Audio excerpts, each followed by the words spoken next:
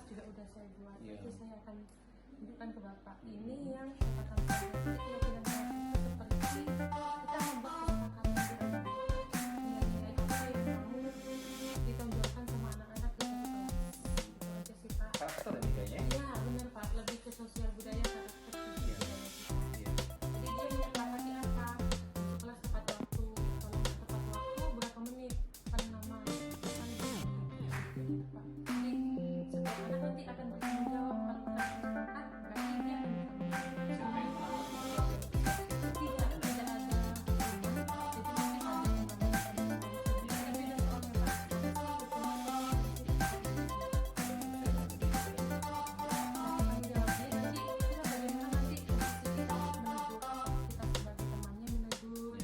akan kita bertindak sebagai manajer, nanti itu sudah dipelajari di modul-modul ini. Nah, selain itu saya ingin sharing ke teman-teman di sini mengenai sedikit sediakan PowerPoint-nya,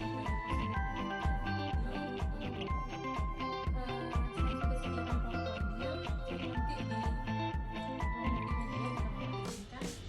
kita ambil waktu sedikit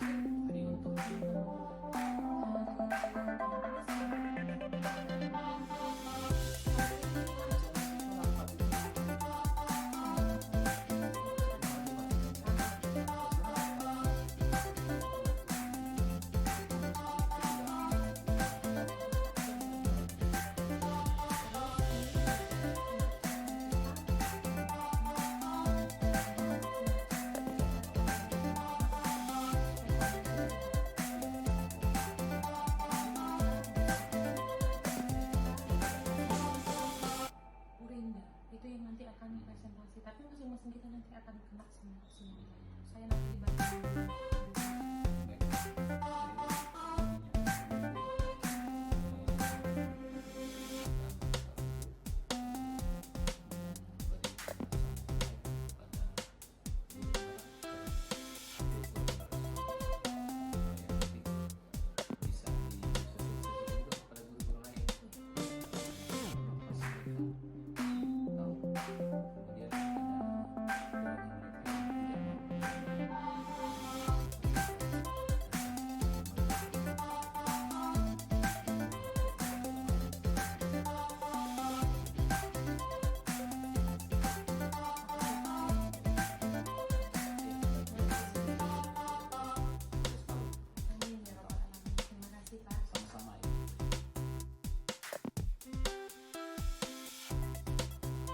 Bismillahirrahmanirrahim. Assalamualaikum warahmatullahi wabarakatuh.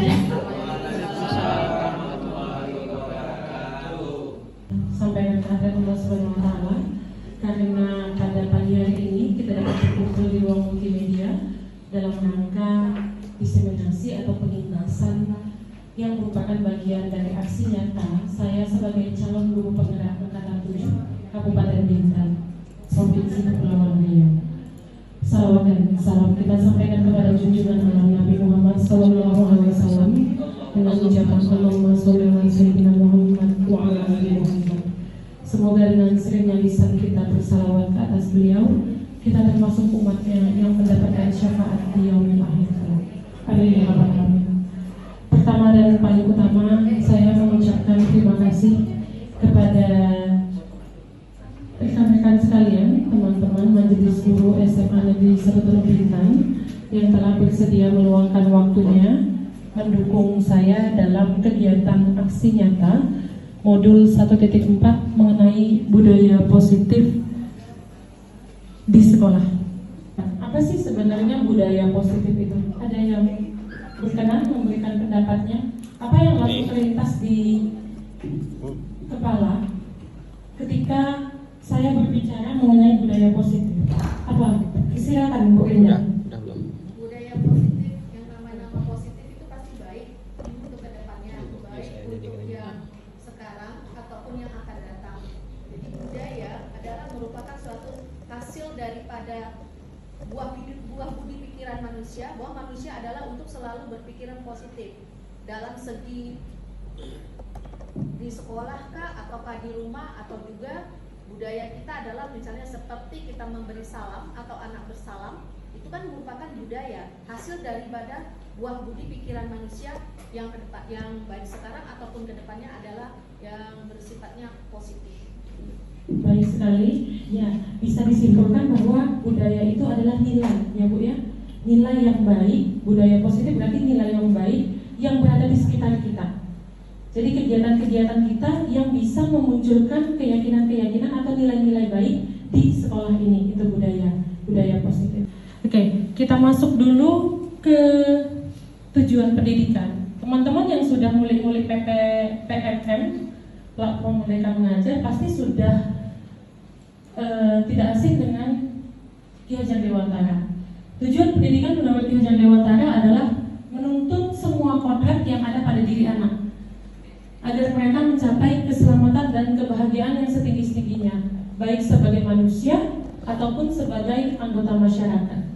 Oleh sebab itu, pendidik hanya dapat menuntun tumbuh atau hidupnya kekuatan kodrat yang ada pada anak, agar dapat memperbaiki laku hidup, bukan dasar hidup, sehingga dan tumbuhnya kodrat anak. Jadi tugas kita di sini, kita hanya menuntun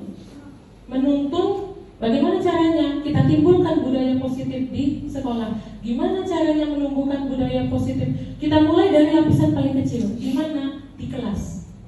Kita di SMA berarti guru mapel. Guru mapel itu berarti masing-masing akan punya komitmen sendiri sama anak, akan punya perjanjian, akan punya kesepakatan, akan punya keyakinan.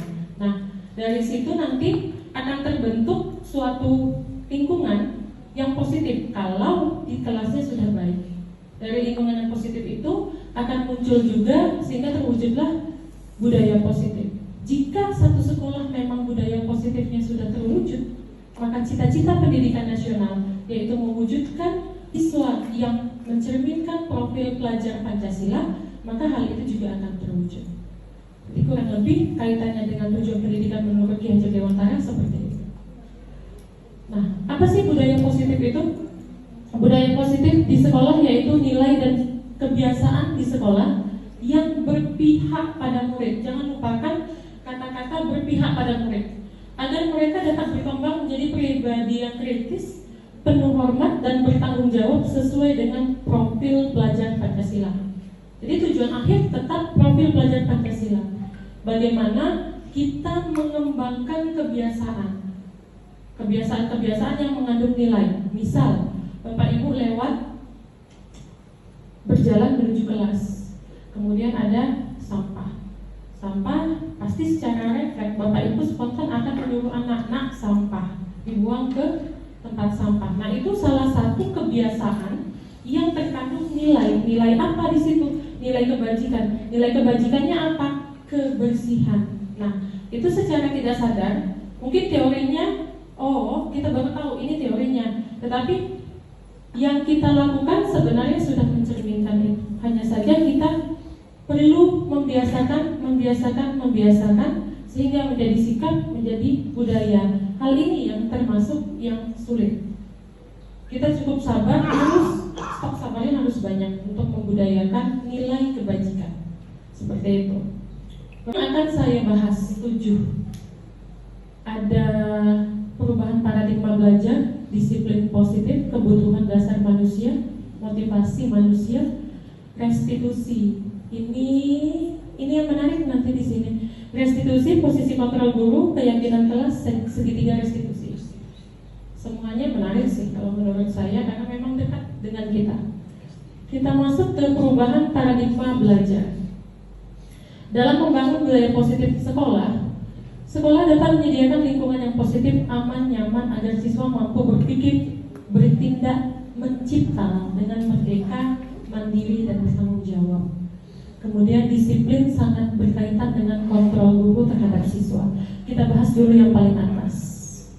Untuk membangun budaya positif, kita harus menyediakan lingkungan yang positif. Kenapa? Supaya siswa merasa comfortable, merasa nyaman dan merasa aman untuk mengembangkan cipta, rasa, karsa, dan karyanya sehingga terbentuk karya.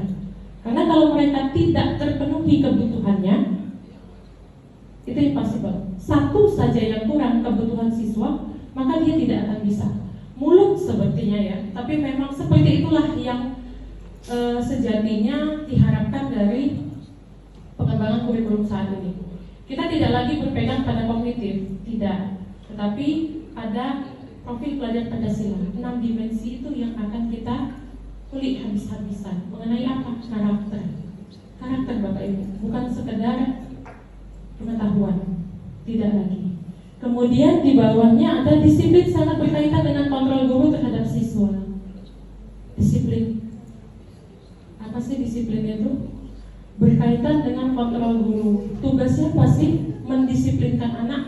Tugas kita semua, bukan hanya kesiswaan, bukan hanya guru BK, bukan hanya pembina OSIS. Semuanya punya andil besar dalam membentuk karakter anak melalui disiplin positif. Kita lihat berikutnya. Oke, perubahan paradigma belajar. Paradigma belajar ini didasari oleh teori kontrol Glasser yang membahas bahwa selama ini kita berilusi. Ilusi itu apa sih?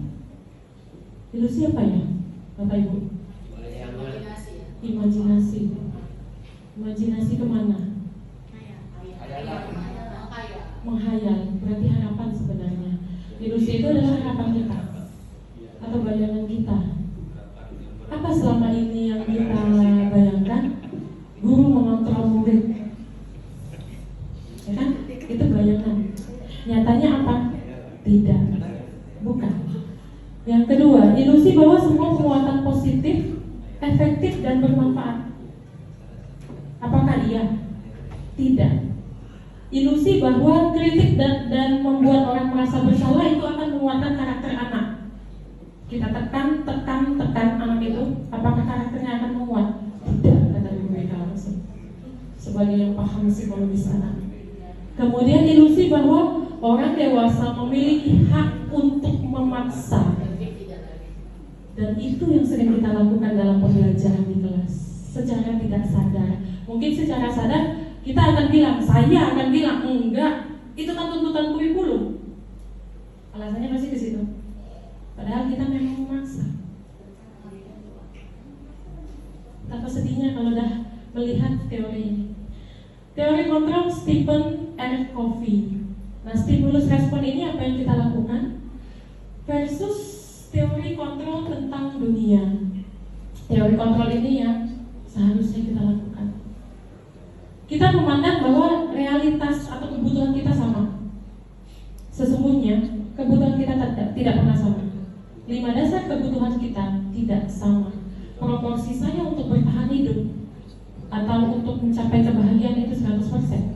Proporsi yang lain untuk mencapai penguasaan itu 100%. Bisa jadi berbeda dan akan berbeda. Itu satu. Yang kedua, semua orang melihat hal yang sama atau memiliki gambaran yang sama. Tidak. Semua orang gambarannya berbeda. Apa yang kita lihat, saya melihat handphone untuk merekam, apa yang di kepala saya dengan yang di kepala Bapak Ibu pasti berbeda. Yang ketiga, kita mencoba mengubah orang agar berpandangan sama dengan kita. Tidak bisa. Apa yang kita lakukan? Kita berusaha memahami. Nah, ini kan nilai-nilai yang ada di dalam profil belajar Pancasila, kebinekaan global. Kemudian perilaku buruk dilihat sebagai suatu kesalahan. Ini kalau dah anak, dah murid melakukan sesuatu kesalahan, melakukan sesuatu yang melanggar norma, melakukan sesuatu di luar keyakinan baik yang kita bentuk, maka kita bilang dia melakukan kesalahan. Tidak. Tetapi apa yang dia lakukan, yang di mata kita itu kesalahan, dia punya tujuan melakukan itu yang kita tidak tahu. Yang berikutnya, orang lain bisa mengontrol saya. Tidak ada yang bisa mengontrol diri kita selain kita sendiri. Tidak ada. Pemegang kendali penuh terhadap diri kita, ya diri kita sendiri. Tidak ada yang bisa mengontrol, walaupun itu orang dewasa. Kemudian saya bisa mengontrol orang lain. Nggak bisa. Kita tidak bisa mengontrol orang dan dikontrol orang. Tidak bisa. Di dan di sini sama-sama tidak bisa. Pemaksaan ada pada saat bujukan gagal. Tidak bisa. Harus ada kolaborasi bagaimana tujuan kita itu akan berhasil. Dan yang terakhir, kalau dulu kan model berpikir menang kalah, satu pihak menang, satu pihak kalah. Tidak. Sekarang adalah win-win solution. Kita menang, mereka pun menang. Itu yang harus kita terapkan. Saya bilangnya harus, bukan harus ya. Kita coba ubah paradigma kita selama ini supaya perlahan-lahan membaik. Bukan berarti saya sudah menjalani ini, belum. Saya sudah menjalani tapi belum sempurna. Bagaimana saya menahan? Yang paling sering adalah bagaimana menahan emosi melihat anak yang melakukan kesalahan, kata kita. Padahal anak itu punya tujuan mengapa melakukan itu. Itu yang belum kita pahami. Nah, Bapak Ibu pasti sudah sering kali membaca atau mendengar bahkan mengucapkan disiplin. Ada yang bisa berpendapat kepada saya sebenarnya disiplin itu apa? Sesuai aturan. Ada lagi? Selain sesuai aturan, apa lagi disiplin menurut Bapak Ibu? Disiplin itu sebenarnya aturan yang dilakukan suatu instansi tempat supaya yang orang yang ada itu melakukan satu arah yang sama gitu. Menuju ke arah yang sama. Berarti aturan juga. Aturan agar mencapai goal yang sama, tujuan yang sama. Ada yang selain aturan? Tidak ada. Kita ubah paradigma kita. Melaksanakan sesuai dengan planning yang sudah kita buat. Planning yang kita buat sesuai dengan aturan yang apa yang kita Aturan. sesuai dengan Aturan juga. Kan kita ikhlaskan kan kita harapan kita ingin apa? Kita melaksanakannya dan langkah-langkahnya. Langkah-langkah berarti algoritma. Itu disiplin. Mendekati. Ayo, silakan Bu Agus. Taat terhadap nilai-nilai dan melaksanakannya dengan bertanggung jawab. Taat terhadap nilai yang sudah disepakati dan bertanggung jawab. Semakin dekat. Belum sampai baru 90 kalau saya boleh kasih nilai. Boleh nggak ya? Boleh lah. Disiplin. Disiplin berasal dari bahasa Latin disiplina, artinya belajar. Disiplin itu tidak ada sedikit pun kaitannya dengan peraturan. Tidak ada. Dia belajar. Kemudian asal kata ini berkonotasi dengan disiplin dari murid Socrates dan Plato.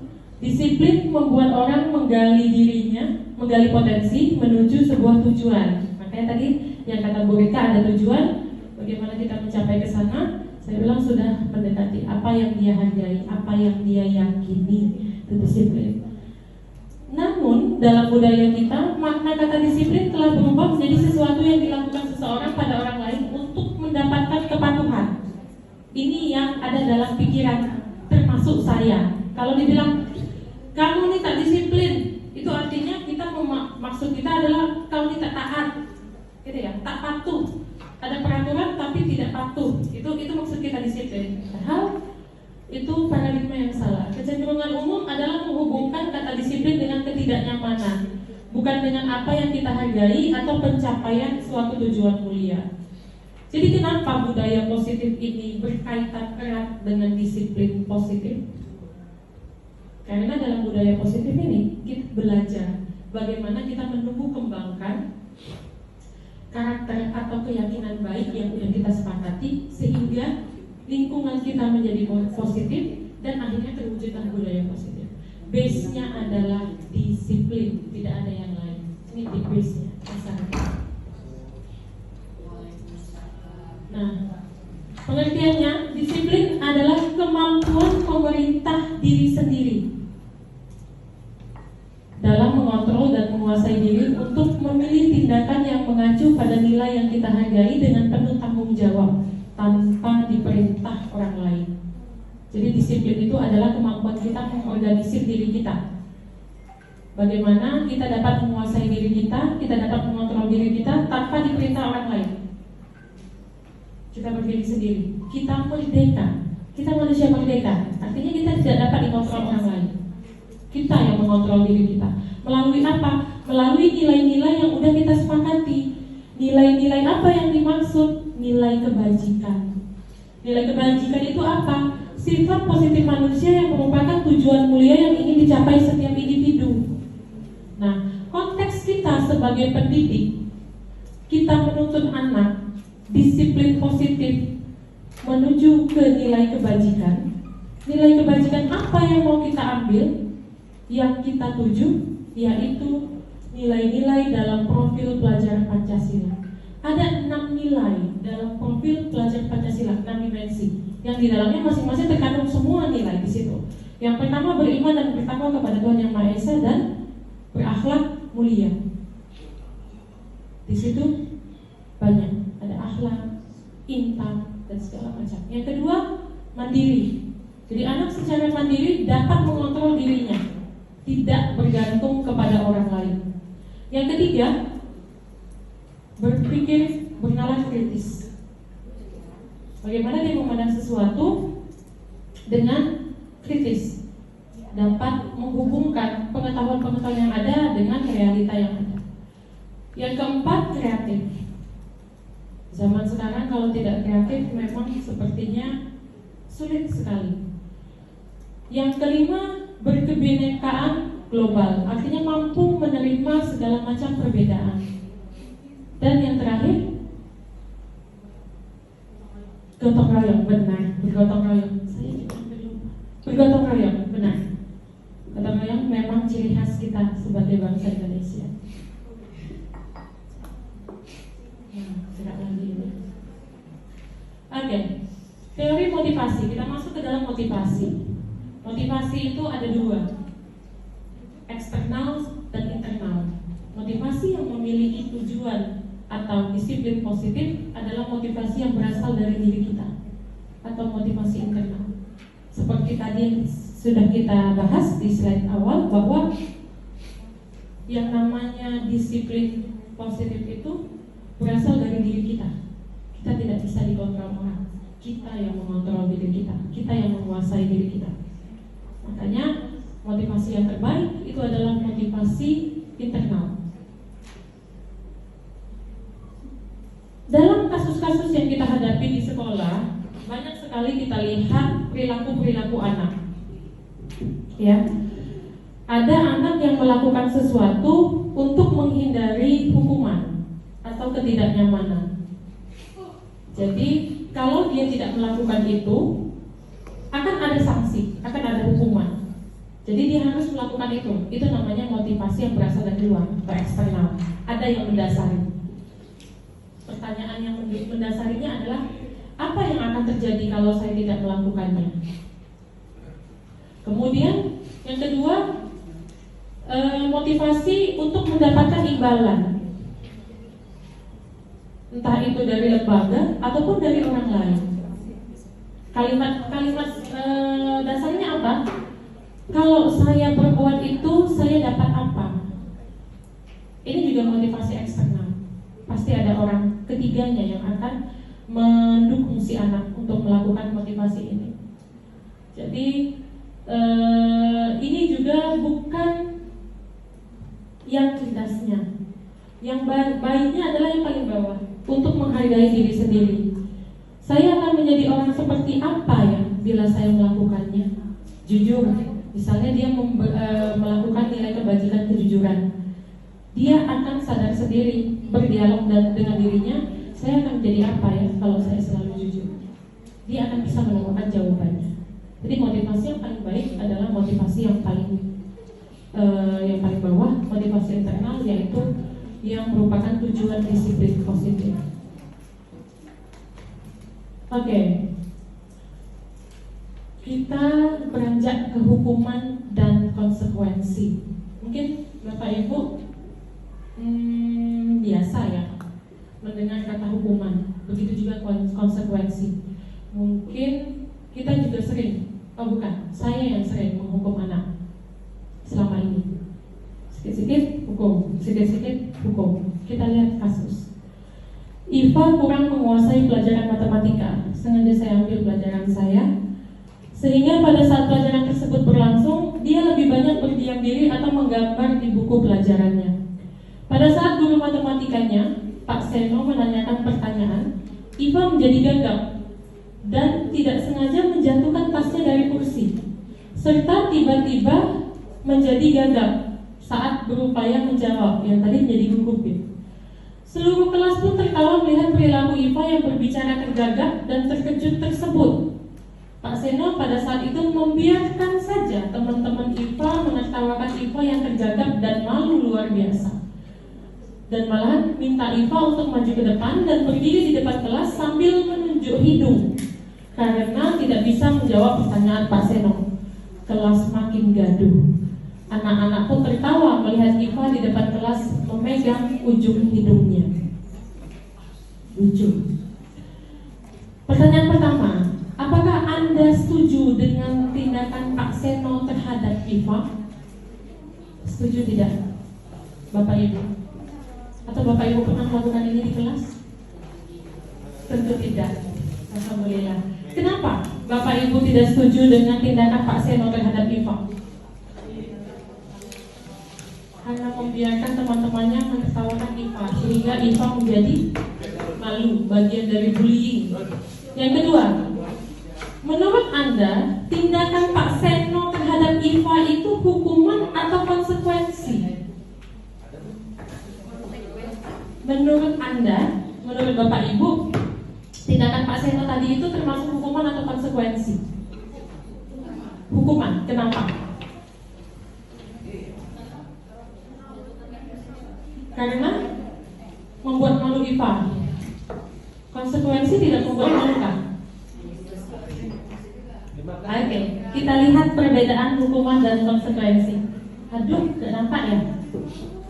Nampak, tapi tulisannya tidak. Oh, mantap. Hukuman dan konsekuensi. Tidak selalu gitu loh. Oke, saya bacakan. Hukuman ini identitas gagal. Artinya bukan tidak berhasil ya. Ini buruk. Identitas sukses itu yang namanya disiplin. Disiplin positif itu terbagi dua. Yang satu namanya konsekuensi atau sanksi, yang satu lagi restitusi.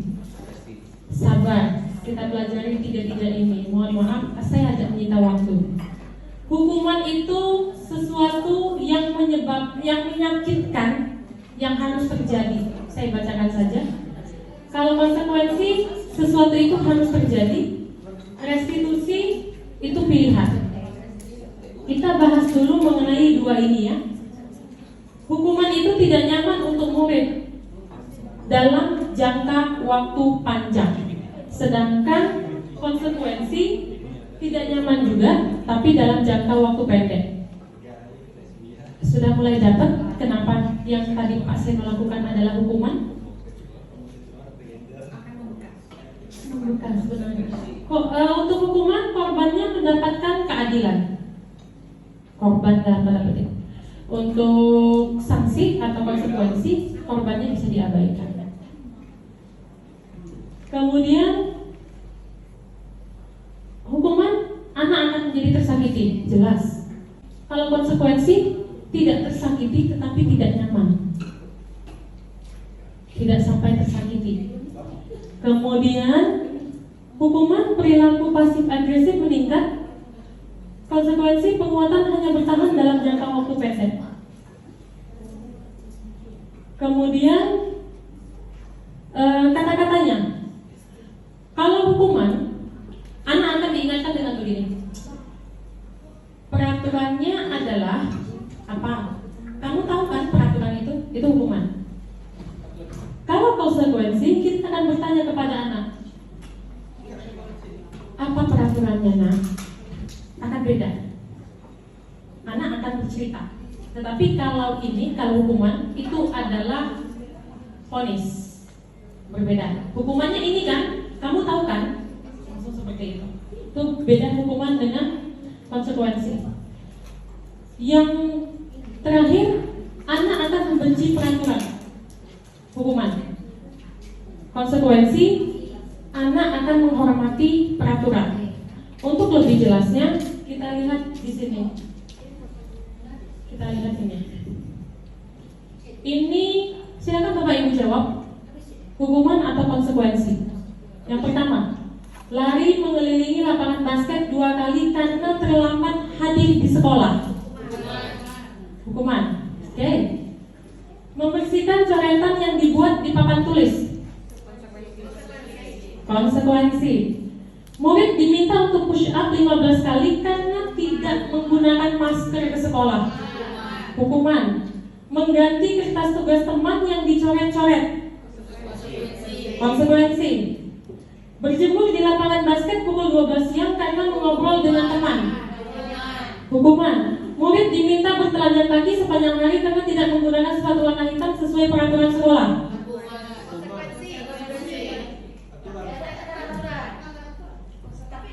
Murid diminta bertelanjang kaki sepanjang hari karena tidak menggunakan sepatu warna hitam sesuai peraturan sekolah. Konsekuensi.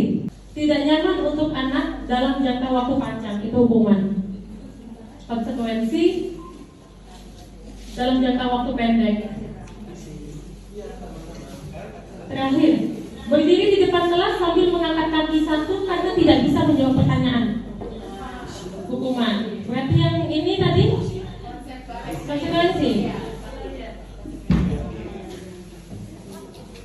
Aduh, kegedean. Itu termasuk hukuman. Menyiksa anak. Ini hukuman. Kenapa? Hah? Iya, itu hukuman. Itu hukuman. Kenapa? Yang pertama, mental anak kena. Sudah menyiksa, mental kena. Jadi tidak bisa kita sebut itu konsekuensi. Itu hukuman. Yang lain udah benar. Cakep. Terima kasih. Kebutuhan dasar manusia. Nah, ada 5 kebutuhan dasar yang harus kita penuhi sebagai manusia. Dan kebutuhan dasar atau realitas setiap orang itu berbeda. Setiap orang memiliki gambaran yang berbeda. Kebutuhannya jelas berbeda. Kemudian dengan perbedaan-perbedaan itu kita harus bisa memahami. Kita tidak bisa memaksa orang untuk mengikuti kebutuhan kita sesuai dengan kebutuhan kita. Nah, ada 5 kebutuhan dasar manusia. Yang pertama ini, inti survival atau kebutuhan bertahan hidup. Yang dibutuhkan paling dasar apa? Rasa aman. Kebutuhan bertahan hidup udah jelas. Sandang, pangan, papan. Itu kebutuhannya.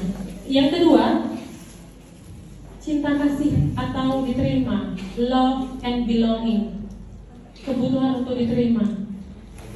Kita berada dalam suatu komunitas seperti di dalam ini, kita pasti akan merasa stres jika kita dikucilkan oleh teman-teman kita. Jadi kebutuhan ini juga kebutuhan yang paling dasar, makanya disebut kebutuhan dasar manusia. Bagaimana kita membuat diri kita disenangi oleh teman-teman, walaupun mungkin tidak semua yang menyukai kita. Itu wajar, itu normal. Justru tidak normal kalau semuanya suka sama kita. Yang ketiga, penguasaan, power.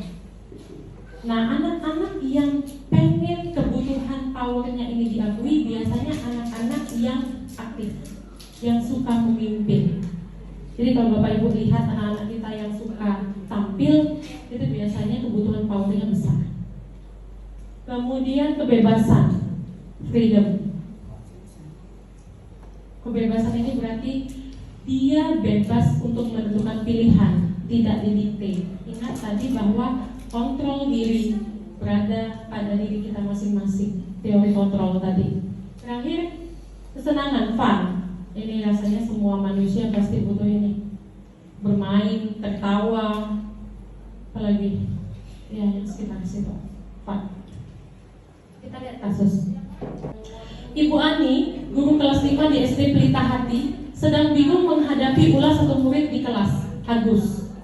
Beberapa anak telah datang dan mengeluhkan Agus yang seringkali meminta bekal makan siang mereka dengan paksa.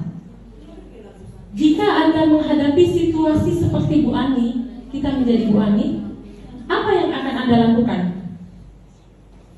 Menurut Anda, kira-kira apa alasan Agus melakukan hal itu? Oke, jika Bapak Ibu ada Pak Ani, Pak Anang berarti ya. Pak Ajo Pak. Apa yang Bapak Ibu lakukan terhadap si Agus? Diajak ke kantin. Diajak ke kantin, benar. Nanti kita akan belajar tentang posisi kontrol guru. Itu jawaban itu akan masuk.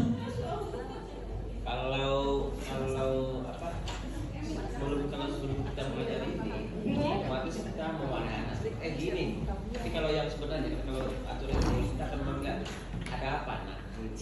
Cakep banget Pak Yas. Dirangkul. Luar biasa. Memang melekat implementasi kurikulum Merdeka ya. Luar biasa. Luar biasa tanggapannya. Berdebat saya mendengarnya Pak Yas. Luar biasa. Benar. Kita panggil anaknya. Dalam konteks penerapan disiplin positif, sebaiknya Ibu Ani mencari tahu alasan apa Agus melakukan itu kepada teman-temannya. Jadi akan ada 5 alasan. Yang pertama, kalau dia berkaitan dengan kebutuhan survivalnya, kebutuhan bertahan hidup, si Agus akan ngomong, saya lapar Bu, orang tua saya tidak membawakan bekal makan siang. Jelas Bu Ani harus ngapain ya kan? Jadi alasannya apa? Kalau si Agus mengatakan, saya senang Bu, jadi teman-teman saya jadi memperhatikan saya. Itu berarti Agus sedang berusaha memenuhi kebutuhan diterima, kasih sayang, benar, love and belonging. Yang ketiga, saya jadi merasa hebat Bu, karena teman saya takut sama saya, sehingga teman saya menuruti keinginan saya.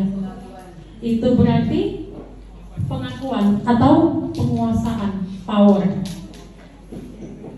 Yang keempat, Agus, saya bosan Bu dengan bekal yang dibawa orang tua, karena bekalnya selalu sama, itu aja maksa saya kasih. Itu berarti kebebasan, butuh melengkapi kebutuhan kebebasan atau freedom. Yang terakhir bisa jadi fun. Kira-kira kalau alasannya, kalau kebutuhannya adalah kebutuhan rasa senang, alasan Agus apa? Puas dia, benar. Saya senang aja Bu, nengok muka teman-teman tuh saya kerjain. Ini itu kebutuhan loh Bapak Ibu. Selama ini kan kita enggak memang. Selama ini kan tanpa ada yang aling-aling ya kata bahasa Indonesia ya. Kita panggil si Agus, kita langsung marah. Masalahmu apa? Pasti kita langsung marah. Nah, ini tadi yang Bu Agus sebutkan. Dalam penerapan disiplin positif terhadap siswa, bagaimana kita mencontohkan, meneladani, membuat murid meneladani kita sampai akhirnya membudaya. Keyakinan-keyakinan baik itu adalah di mana posisi kita sebagai guru. 2 di depan ini negatif, 3 di belakang ini positif. Mungkin teorinya Bapak Ibu baru tahu sekarang sebagian, tetapi kita sudah berada di posisi ini berulang-ulang, berganti-ganti. Yang pertama, posisi penghukum. Penghukum. Ada anak berbuat di luar nilai kebajikan yang disepakati, langsung panggil, hukum. Sepatu, nggak pakai sepatu, hukum. Tanpa mau tahu anak alasannya apa, perasaannya apa, nggak mau tahu. Pokoknya udah melanggar peraturan sekolah, sana keluar. Saya juga sering melakukan itu. Yang kedua, pembuat merasa bersalah. Nah ini ngomongnya pelan tapi nusuk. Iya, jelek, gitu ya, jelek ya, jelek biasanya, jelek. Yang ketiga, sebagai teman. Nah ini kita sering kali seperti ini sama anak. Apalagi kita berada di lingkungan SMA. Anaknya sebaya lah sama kita. Jadi kita sering di posisi nomor 3, teman. Posisi keempat, pemantau. Ini posisinya ngapain? Nyatet aja. Jurnal tuh penuh. Ini posisi pemantau. Yang terakhir yang paling baik? Posisi manajer. Ini yang paling baik. Apa bedanya? Kita lihat. Wah, nggak nampak pasti. Saya juga nggak nampak soalnya. Nah, saya bacakan saja. Untuk penghukum, ini penghukum dan pembuat merasa bersalah tadi identitas gagal. Kemudian teman, pemantau, dan manajer itu adalah identitas sukses atau berhasil. Dari dari 5 ini hanya manajer yang merupakan disiplin positif atau kontrol diri. Dia yang paling baik, manajer, berarti di jabatannya. Untuk motivasi guru berbuat di hukum penghukum, guru itu akan menghardik, mengumpat, menunjuk, itu guru penghukum. Membentak, itu guru penghukum. Kemudian untuk membuat merasa bersalah, dia akan berceramah. Kata-katanya biasanya seharusnya kan gini nak, ini kan nak, kan peraturannya gini nak. Nah itu akan si anak yang agak perasa, dia akan merasa bersalah. Kita akan tahu karakter anak, kita akan tahu ya bagaimana cara kita membuat anak merasa bersalah. Kemudian teman ini akan membuat alasan kepada muridnya. Kemudian pemantau, dia ya itu tadi, dia ngitung, dia ngukur, nyatet apa yang udah melakukan hari ini, minggu ini, itu pemantau.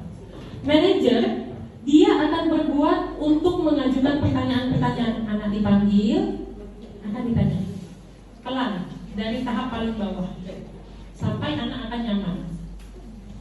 Kemudian apa perkataan guru penghukum? Kataannya contohnya, kalau kamu tetap melakukan, awas ya, ada ancaman di situ. Itu penghukum. Kalau pembuat merasa bersalah, kamu seharusnya kan sudah tahu, ibu lelah loh mengatakannya, stres ibu menghadapi kamu. Udah susah kali ibu menghadapi kamu nih. Nah, itu pembuat merasa bersalah, sedih. Kalau yang teman, gurunya akan bilang, ayolah lakukan demi ibu, masa nggak mau, kamu senang melihat ibu dimarahin kepala sekolah, itu teman. Ngerangkul, benar.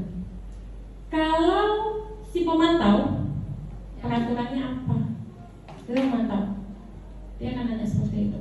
Kalau manajer, setelah dipanggil tadi anaknya, dia juga bertanya, dia akan bertanya, apa yang kita yakini sebelumnya? Manajer, apa yang bisa kita kerjakan untuk memperbaiki masalah ini? Anak yang akan memberikan solusi, itu manajer. Kemudian hasilnya, untuk guru penghukum, anaknya akan memberontak, menyalahkan orang lain dan berbohong. Untuk guru pembuat merasa bersalah, anaknya juga akan berbohong dan menyangkal. Untuk guru yang berposisi sebagai teman, anaknya akan ketergantungan dengan guru. Ini bahaya justru. Tidak ada gurunya, jadi tidak akan berbuat. Kemudian untuk pemantau, anak akan selalu menyesuaikan diri karena dia merasa diawasi. Itu yang guru pemantau. Yang manajer, anak akan terkuat, pribadinya akan menjadi kuat, menguatkan pribadi, menguatkan karakter. Nah, kaitan dengan dunia berkualitas. Dunia berkualitas di sini maksudnya adalah hal-hal yang dia senangi yang berada di sekelilingnya.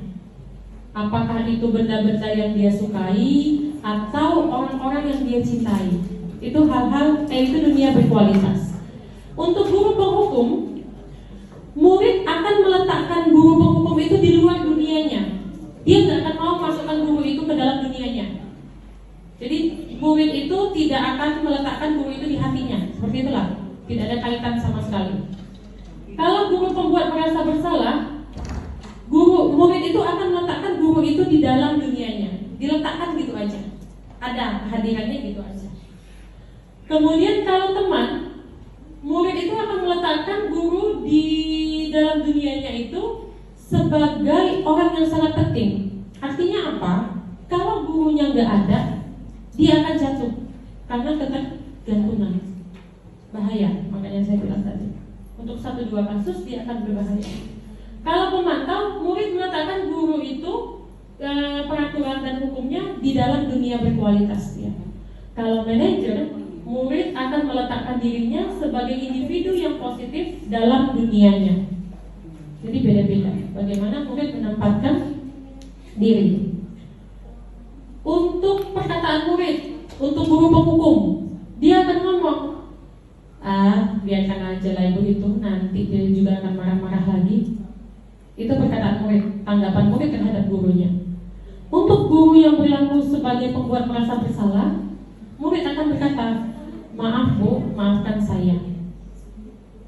Untuk teman, muridnya akan berkata, saya pikir bapak itu teman saya loh, ternyata kayak gini. Kalau bahasa sekarang ya. Jadi muridnya merasa, kok kayak gini sih bapak ini, padahal kan kita teman. Kemudian yang pemantau, si murid akan berkata, berapa banyak bintang yang saya peroleh, berarti berapa banyak penghargaan yang saya peroleh.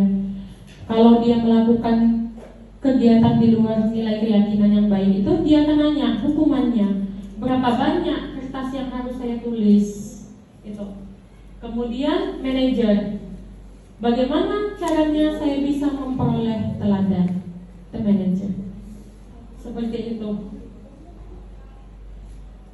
Saya lanjut. Nah ini yang supaya jelasnya. Ada pernyataan, saya kecewa sekali dengan kamu. Ini yang mengatakan adalah guru pembuat rasa bersalah. Kamu tidak benar melakukannya. Kamu tidak pernah benar melakukannya. Ini adalah guru penghukum. Ayolah, lakukanlah demi bapak atau ibu. Ini teman. Kalau kita sering bilang itu ke anak-anak, ayolah, kerjainlah demi bapak, demi ibu. Nah, itu berarti posisi kita saat itu sedang menjadi teman si anak. Apakah kamu mau mendapatkan stiker bintang hari ini? Penghargaan ini ya, berarti itu pemantau.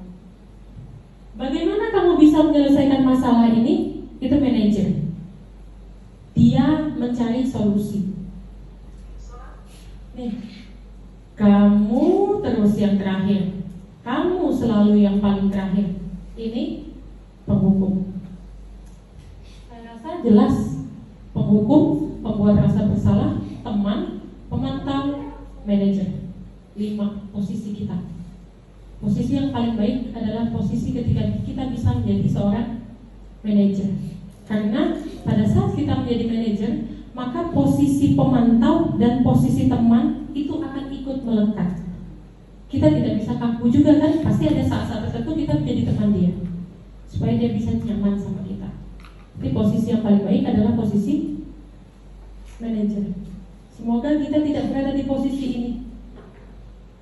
Walaupun kadang-kadang dalam emosi, saya pribadi langsung mengeluarkan fatwa biasanya. Dah keluar aja. Sudah anak itu bergerak baru aduh, dah terkeluar aja. Jadi berpikir lambat itu juga perlu. Itu materinya juga ada. Berpikir lambat versus berpikir cepat. Mana yang paling baik? Berpikir lambat yang paling baik. Nah ini. Sudah disebut. Oke, keyakinan kelas. Nah, saya rasa keyakinan kelas ini sudah selalu kita lakukan di awal. Yakin saya Bapak Ibu mengadakan, kalau saya bilang kontrak belajar. Mirip tapi bukan keyakinan kelas. Keyakinan kelas itu adalah dia posisinya berada di sini. Keyakinan kelas. Di sini yang biru, yang hijau. Yang ungu ini adalah peraturan. Kemudian jika keyakinan kelas kita sudah baik, maka efeknya akan ada ke lingkungan. Jadi keyakinan kelas itu kan kelas sudah baik, berarti lingkungan sekolahnya baik. Jika lingkungan sekolahnya baik, maka budaya sekolah juga akan menjadi baik.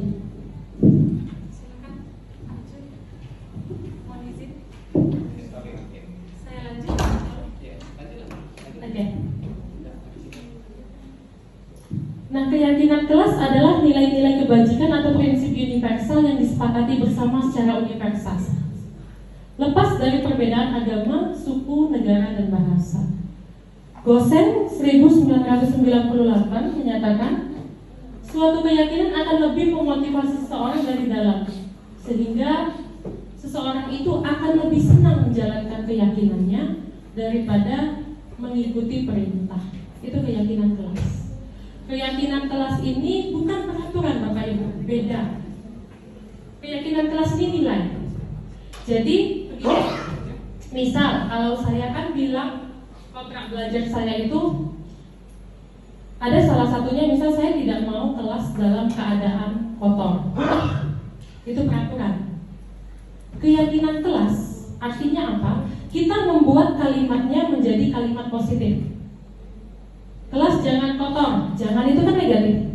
Berarti kita buat menjadi menjaga kebersihan kelas. Itu keyakinan kelas? Bukan. Yang kita ambil adalah nilainya. Nilainya apa? Oh, kebersihan. Itu keyakinan kelas. Satu, berarti di jam ibu kita jaga kebersihan. Nilainya apa? Kebersihan. Misal, kata anak, saya tidak nyaman Bu kalau ibu sedang mengajar, ada teman saya yang masuk terlambat. Berarti peraturannya apa? Peraturannya masuk kelas tepat waktu. Jangan pakai kata-kata tidak terlambat atau jangan terlambat, itu negatif. Kalimatnya harus positif. Nilainya apa? Tanggung jawab boleh, komitmen boleh, terserah. Tergantung kesepakatan kelas. Saya sudah melakukan keyakinan kelas. Allah. Oke, ini dia. Bagaimana cara membentuk keyakinan kelas? Ini tadi kita sudah bahas.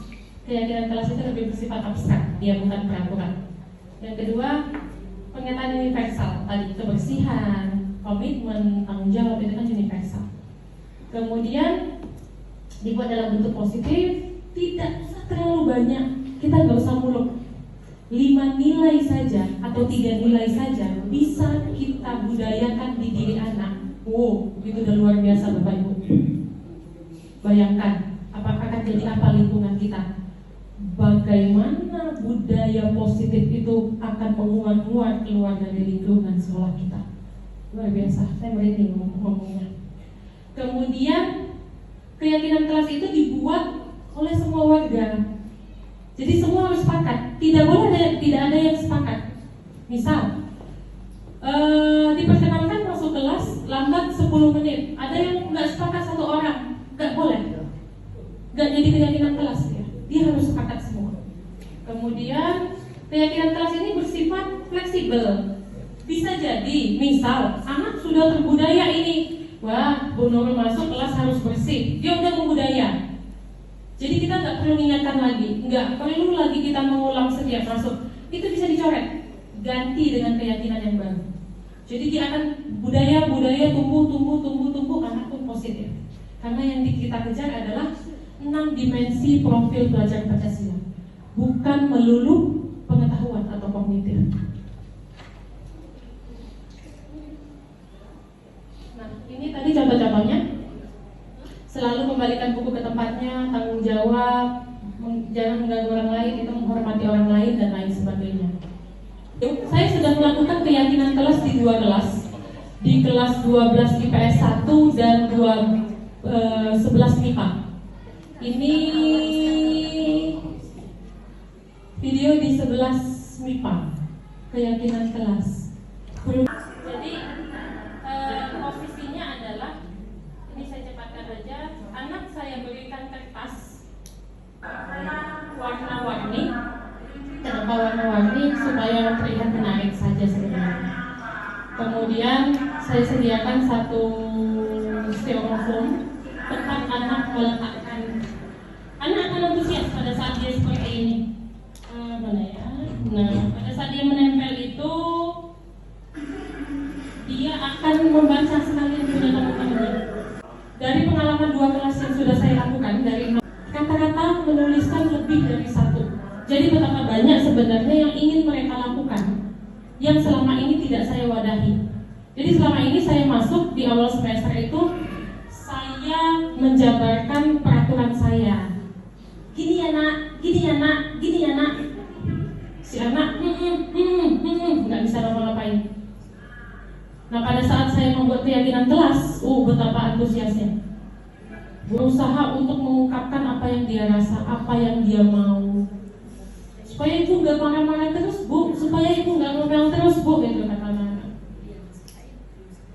Jadi bagaimana anak-anak di sini yang paling besar adalah bagaimana mereka belajar bertanggung jawab terhadap apa yang sudah mereka yakini dan sepakati.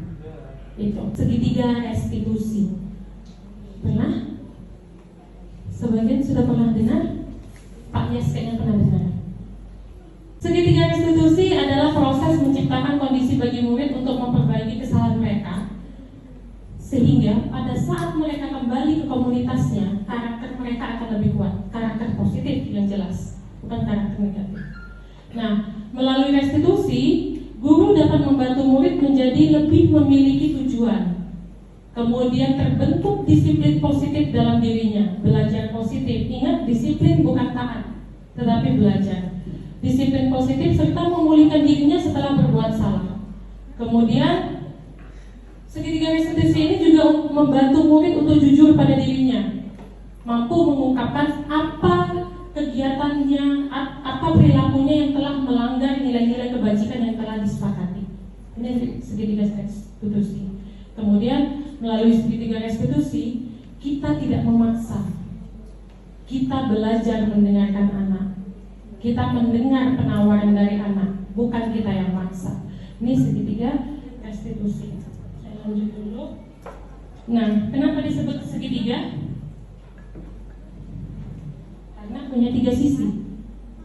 Sisi yang pertama menstabilkan identitas, sisi yang kedua validasi, sisi yang ketiga menanyakan keyakinan. Saya lanjut dulu. Nah, tahapan yang pertama menstabilkan identitas. Seringkali pada saat anak melanggar keyakinan baik yang kita buat, kita akan manggil anak, kita akan marah. Kita di posisi penghukum, ya kan? Selalunya kita bilang, ngapa lagi kamu nih? Tahu gak gitu? Kamu lagi. Memang tak bosan, asik terlambat aja. Saya kayak gitu. Apa lagi? Ricky lagi. Tanpa memberikan kesempatan ke anak untuk menjelaskan, tanpa memikirkan perasaan anak.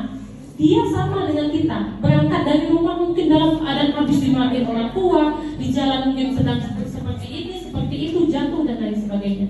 Dan kita tidak paham dengan itu, kita tidak mau tahu. Tahapan segitiga restitusi yang pertama, kita menstabilkan identitas. Menstabilkan identitas itu gimana? Kita panggil anak, kita panggil, kita tanya, ada apa tadi? Saya nyontek bu. Dia akan jujur itu. Saya nyontek bu. Kita akan bilang seperti ini supaya dia nyaman dulu.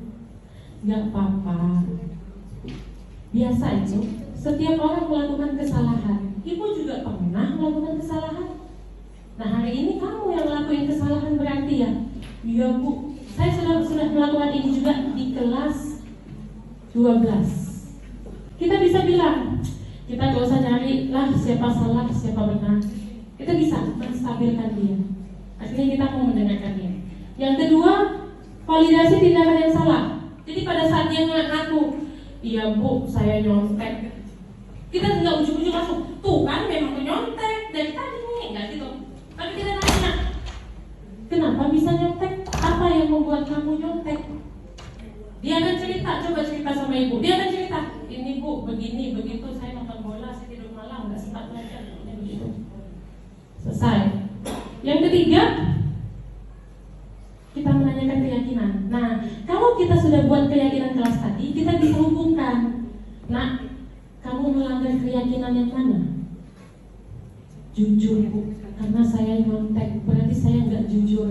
Keyakinan kelas yang saya langgar adalah kejujuran. Dia akan cerita. Hingga pada akhirnya kita akan nanya, solusinya apa nak? Dia yang akan memberikan solusi, bukan kita. Makanya ada penawaran, bukan pemaksaan. Seperti itu segitiga restitusi. Ini lokasinya di TU.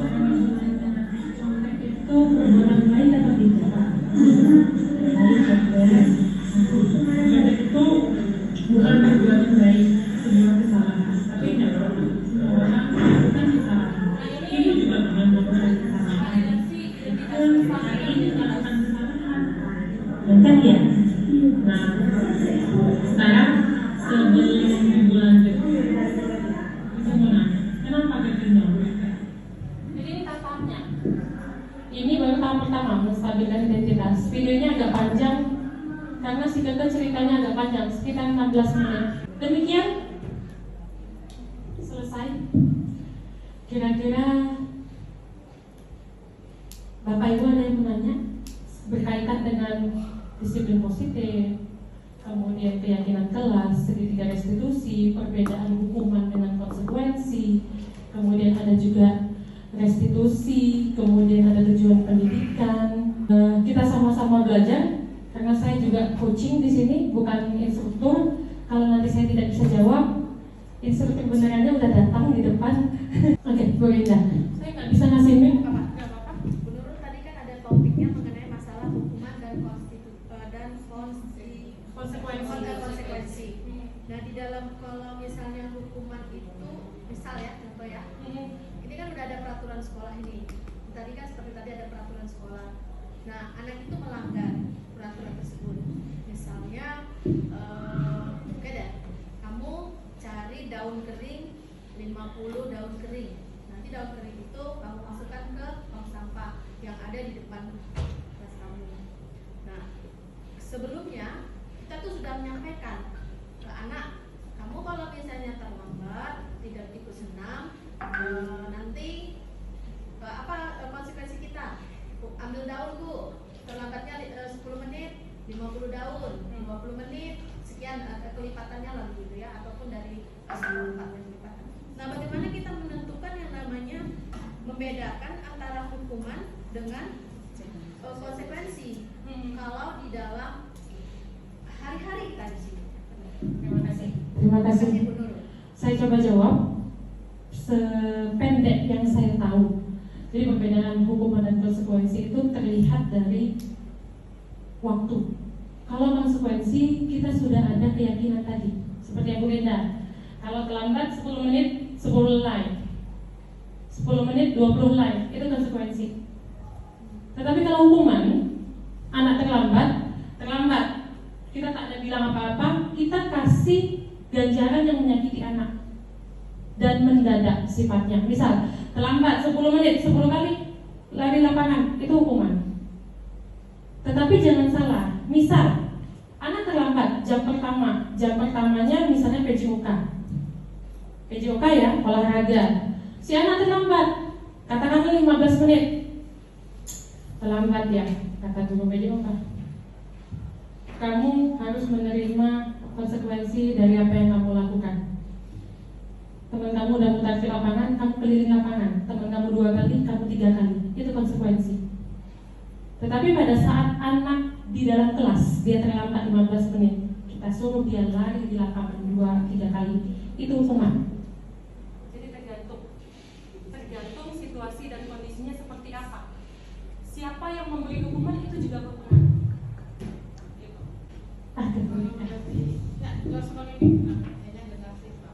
Kalau dari yang pemaparan tadi saya simpulkan, kalau misalkan konsekuensi itu seperti ada timbal balik. Tapi kalau hukuman itu kayaknya hanya dari hanya sepihak saja gitu. Jadi artinya kalau ciri-cirinya kalau konsekuensi itu ada timbal balik. Berarti dari mulai dari keyakinan itu dulu ya. Kita bisa mengatakan konsekuensi karena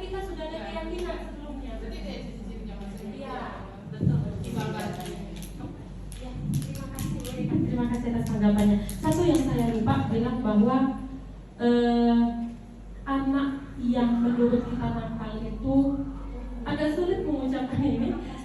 Anak yang menurut kita nakal itu belum tentu nakal, dia punya tujuan. Gitu.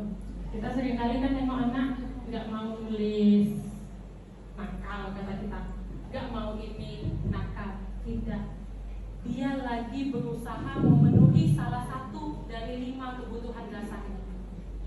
Mungkin saja dia cemburu ngelihat kita sama temennya mesra, sama dia kita udah tak peduli. Nggak peduli.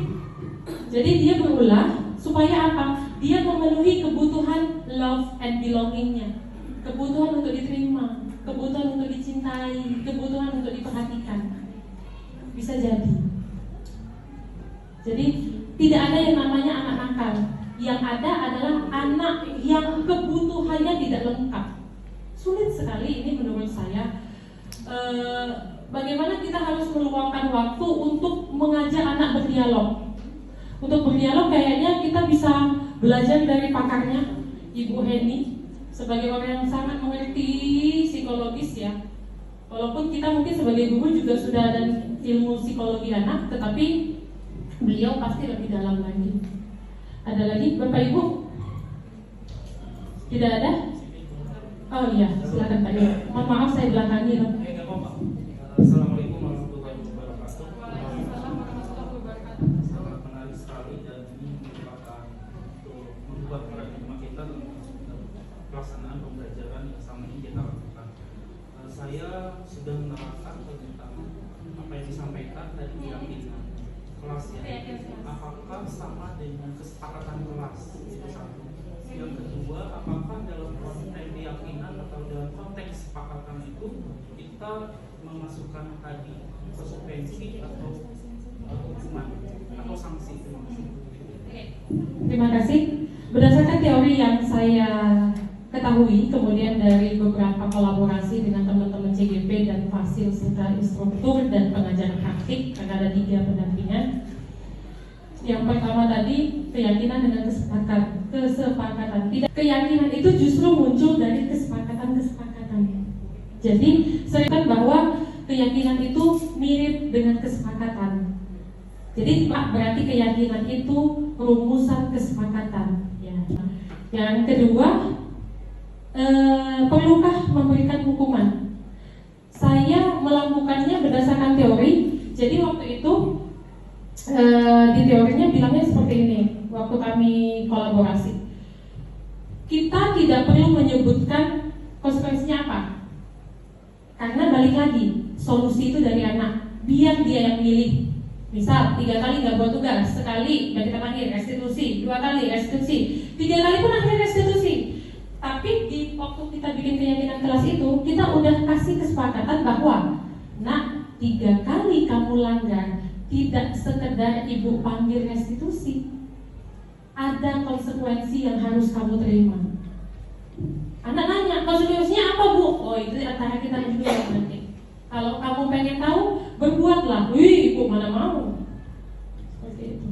Jadi tidak disebutkan, karena nanti dia akan berubah, mengalami perubahan.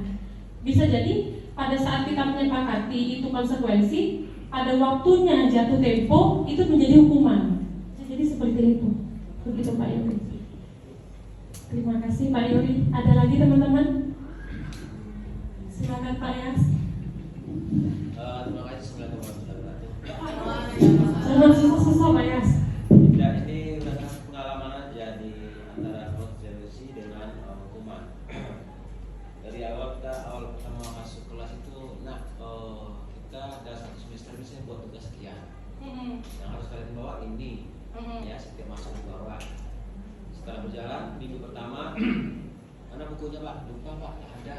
Oke. Minggu ke depan lupa, itu aja sampai istilahnya kalau di tingkat emosi, jadi sampai insyaallah sampai semester terakhir itu juga kan. Ini saya apakan lagi ini dari emosi dengan konsekuensi itu jadi bingung juga. Kenapa kita dituntut harus menilai, ya kan? Kenapa kita berlakukan suatu hukuman? Karena dituntut nilainya mana? kalau tak tuntas. Kalau suatu pembelajaran itu dituntut tanpa nilai, oke, ya nah, suka-suka mulai apa. Tapi karena dia mah tak tuntas, gitu. Jadi karena dituntut dengan nilai itu kita harus berbuat otomatis melakukan hukuman juga. Udah mencari buku keluar sebelum dapat kau jangan masuk kan gitu. Nah, kalau saya keluar. Jadi karena dituntut oleh nilai itulah menyebabkan kita melakukan suatu hukuman. Terima kasih. Terima kasih Pak Yas, tanggapan ini ya, bukan pertanyaan. Kalau saya boleh komentar, balik lagi, kita sudah bikin keyakinan belum? Kalau belum, buat dulu. Jadi kita punya pegangan, menurut saya ya Pak. Kemudian, kalau memang anak ini memang tidak bisa direstitusi berapa puluh kali, berarti kita butuh pihak ketiga Pak, yang menjembatani. Satu yang kita juga lupa, posisi manajer kita belum ada. Karena yang mendarah daging di badan kita ini adalah posisi penghukum. Itu juga. Di manajer itu membuat rasa bersalah keluar, jadi teman keluar, pemantaunya keluar. Kita coba Pak ya, sama-sama saling mengingatkan. Jadi gini juga, kalau guru-guru sekarang kan kata Pak Suhadi kita, ya, kita kan tetap butuh nilai lagi, kan? Jadi Ya, kebebasan. karakternya. Jadi mudah-mudahan untuk kedepannya kita bisa lah memahami sikap anak ke arah yang lebih baik. Itu aja, terima kasih. Iya. Kita harus melakukan asesmen diagnostik ya Pak Junior di anak. Jadi kita tahu kebutuhan anak apa. Demikianlah Bapak Ibu, diseminasi modul 1.4 budaya positif dari saya Nurul Yusra yang saat ini statusnya adalah calon guru penggerak angkatan 7 Kabupaten Bintan. Terima kasih, saya mengucapkan terima kasih banyak atas dukungan partisipasi Bapak Ibu dalam forum ini, terkhusus kepada Bapak Kepala SMA Negeri 1 Belum Bintan, kepada Bapak Suhadi SOSMSI, terima kasih atas kesempatan yang diberikan kepada saya, dukungannya juga begitu full dukungan untuk saya dalam rangka CGP ini. Kemudian kepada Bapak Pengawas Bapak Jun Suhaidi MPD, kepada Bapak terima kasih sudah mendampingi. Kepada Ibu Pengawas Pembina Ibu Dr. Handani Kaltina, terima kasih sudah berkenan mendampingi juga. Kemudian terakhir saya tutup, saya mohon maaf atas segala khilaf. Mohon maaf jika nanti ternyata dalam perjalanan ada teori yang tidak benar yang saya sampaikan. Sesungguhnya kesalahan itu dari diri saya sendiri. Mari kita sama-sama saling coaching saja, kita saling sharing. Jika nanti ada hal yang tidak kena ternyata selama diseminasi ini, saya membuka forum, saya sangat bersedia jika kita bisa duduk kembali. Sekali lagi terima kasih Bapak Ibu, saya akhiri.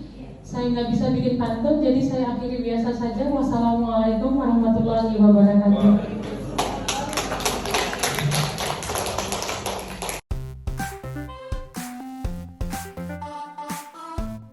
Assalamualaikum warahmatullahi wabarakatuh. Saya Rita Puspitasari Heriani, teman ataupun rekan dari Ibu Nurul Yusra Tanjung dari SMA Negeri 1 Teluk Bintan. Menurut saya apa yang sudah disampaikan Ibu Nurul mengenai budaya positif di sekolah itu sangat bagus untuk diterapkan di sekolah, terutama mengenai disiplin positif, karena menurut saya disiplin di sekolah kami, di sekolah kita ini, anak-anaknya itu masih dipengaruhi dari lingkungan, dari faktor ekstrinsiknya, bukan dari dalam diri mereka sendiri atau anak-anak sendiri. Nah, dari sisi guru itu juga sangat bagus. Kenapa? Karena kami sebagai guru jadi tahu bagaimana memposisikan kami sebagai guru terhadap siswa. Apakah harus memberi hukuman, apakah sebagai pemantau, apakah sebagai manajer. Kemudian bagaimana cara kita menanamkan perilaku disiplin intrinsik dari dalam diri siswa, dan juga diri kita sendiri, agar kita sama-sama menyadari apa sih kewajiban kita sebagai guru dan kewajiban murid agar lebih giat dalam belajar serta lebih bertanggung jawab. Semoga dengan adanya diseminasi ini kita bisa sama-sama menerapkan di sekolah kita, sehingga akan membentuk siswa-siswi yang berkarakter dan mencerminkan profil pelajar Pancasila sesuai dengan harapan kita semua. Mungkin hanya ini yang bisa saya sampaikan. Terima kasih dan mohon maaf jika ada kata-kata yang tidak berkenan. Assalamualaikum warahmatullahi wabarakatuh. Hai, saya Bagas Gunawan bersama Bu Nurul Yusra Tanjung dan teman-teman kelas 11 MIPA sudah membuat keyakinan dalam kelas yang sudah disepakati bersama. Perasaan saya senang dan bahagia. Saya berharap dengan adanya kesepakatan ini bisa membangun lingkungan yang lebih positif serta pembelajaran yang lebih efektif. Terima kasih.